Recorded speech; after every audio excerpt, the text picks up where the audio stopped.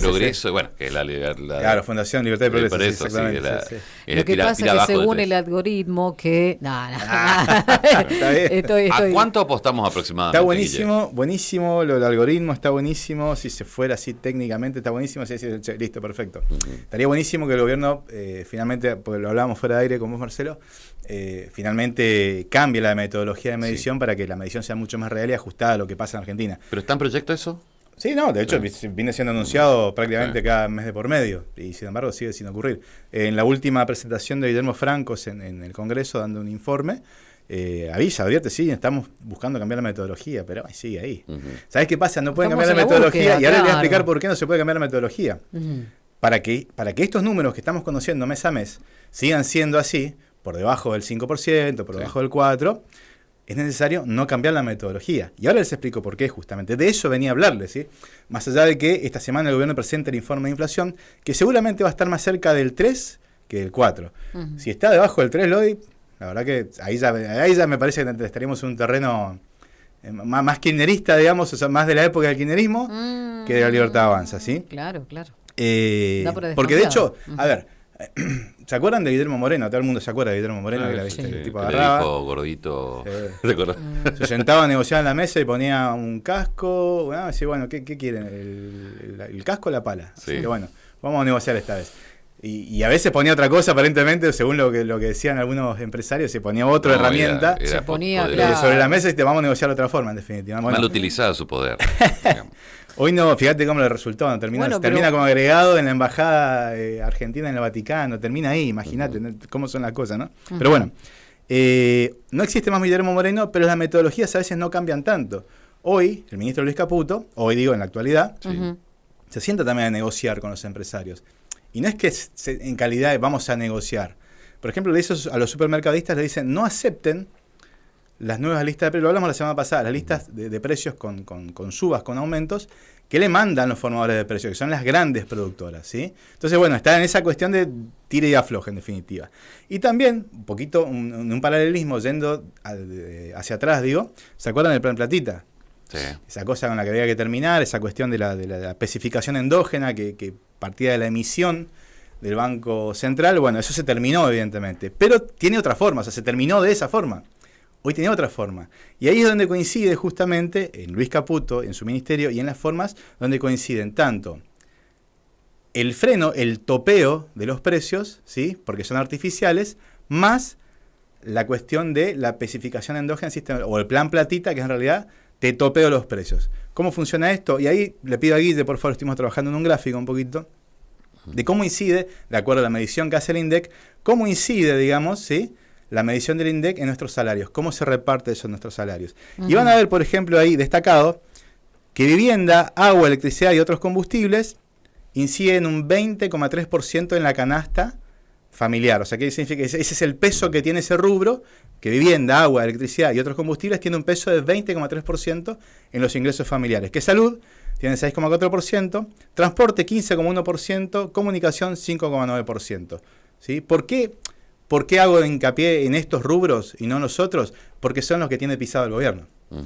Sobre esos hace lo que hacía Sergio Massa en su momento, decía no, pueden subir, o hace lo que hacía Guillermo Moreno en su momento, decía hasta acá pueden subir, más de esto no. ¿Sí? Cuando quieren subir un poquito más de esto, los convoca y dicen no se puede. ¿Y la desregulación? ¿Y la libertad? Ahí está, viste, parece solito sale, todo sale solito. Esos rubros, vivienda, agua, electricidad y otros combustibles, más salud, más transporte, más comunicación, tienen un peso del 50% en el salario de los argentinos.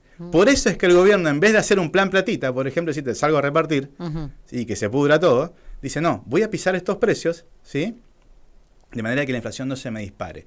¿Cuál es la cuestión? Dice, bueno, pero ¿y cuál es la crítica acá? O sea, hasta acá no hay ninguna crítica. Es la cuestión, bueno, perfecto, cambia las formas, pero la incidencia del Estado sigue siendo la misma, digamos, sobre aquello que iba a ser el libre mercado. ¿Dónde está el peligro de esto? ¿Cuál es el peligro real de esto? Cuando el gobierno diga, listo, perfecto, gané en octubre, ahora sí. Libre total, ya llegué a octubre con la inflación que quería, si es que llegan con el 1% o por debajo del 2%, ¿sí? Ya está, listo, ahora no tengo que pisar estos precios. Entonces desregula sobre estos rubros, imagínate, ¿sí? Y esto sube mucho más. Y lo peor de todo, y acá es donde termino, Marcelo, es que que yo te estoy dando estos márgenes que aparecían en el gráfico: 20,3% vivienda, 6,4% salud, 15,1% transporte, 5,9% comunicación, y tampoco es real, es ficticio. Porque vivienda tiene una incidencia mucho mayor al 20,3% del salario de los argentinos. De hecho, si te descuidas, hasta el 50% o más. ¿Sí? Entonces, ahí está la cuestión. Que todo es artificial, que toda esta estructura es artificial, ¿sí? Y está justamente sustentada en que están atajando muchas cosas, ¿sí? Cuando se levante el pie, de la manera que se levante, sea más gradual o sea de una sola vez, el peso lo vamos a sentir nosotros otra vez. Esa es la cuestión. No, la pregunta iba cuando dijiste la inflación hasta el 8, digamos, hasta el mes Octubre son las elecciones. Octubre son las elecciones, mes 10. Y a partir de eso, ¿cómo va a seguir? Porque Milei dice que promete una inflación cero para el 2026. Bueno. Por eso.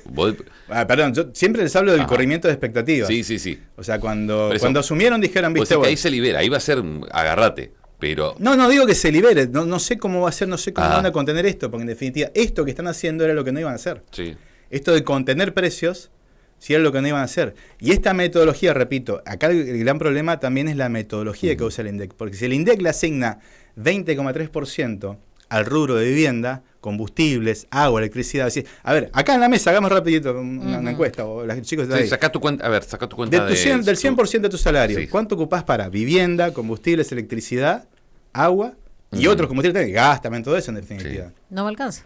¿Realmente ocupás el 20% de tu salario para eso? Olvidate. Salgamos a hacer una encuesta, deciste, bueno, de todos los que estamos acá, estamos seguros que todos le destinamos mucho más del 20% a esa parte. 30% ocupás solamente en lo que es vivienda. Vivienda ocupás 30% o más a veces. Por eso digo, o sea, seguramente, si a eso le sumas combustibles, electricidad, agua, gas, todo eso, vas a estar por encima o tocando el 50%. Entonces, ahí ya está mal la cuestión.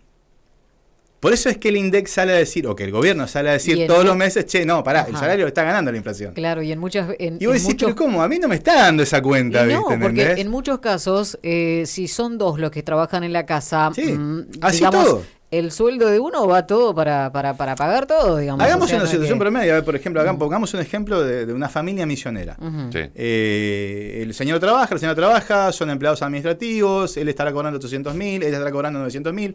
Ponele un palo y medio entre los dos, ¿sí? Tienen 2 hijos, si no son más, tienen una vivienda Eriproda, ¿sí? Por ejemplo, ¿sí? Y están pagando la cuota de la vivienda, más electricidad. ¿Cuánto cuesta, a ver, la factura promedio de electricidad de una familia tipo? Bueno, a mí... más de 100.000. A mí me vino 137.000 pesos. Más de 100.000. Ahí está. No, fíjate que ahí ya estás... existe menos de 100.000. Ahí ya tenés 10% solamente de la factura de luz, de tu salario, el salario completo de los ingresos. Por eso te digo, mira lo que me dicen acá, escuchando la radio, 100% yo, dicen, pido ayuda al esposo. Pido, o sea, en este caso sería pido ayuda a mi esposo. ¿Viste? Porque pues no llegás, te decía, no hay con forma, un sueldo, no hay cómo contrastar, no hay cómo hacer encajar esto, ¿sí?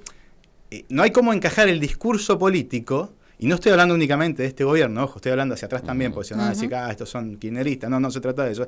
No hay forma de encajar el discurso político y estos números en mi salario, en el tuyo, en el de él. No hay forma, es la realidad no hay cómo misma. hacerlo. Entonces, por eso es que insistentemente hago este tipo de informes, o sea, digo, les traigo acá, así lo ve el INDEC lo ve así, ¿entendés? Vos lo ves en el terreno, en el terreno real, en la góndola, lo ves así. No, para nada. A fin de mes, cuando cobrás y empezás, o tenés el débito automático, y se empieza a cobrar, y viene EMSA te cobra, viene SAMSA te cobra, viene Gasnet y te cobra, No te viene queda la cuota de la casa te cobra, y che, ¿cuánto quedó?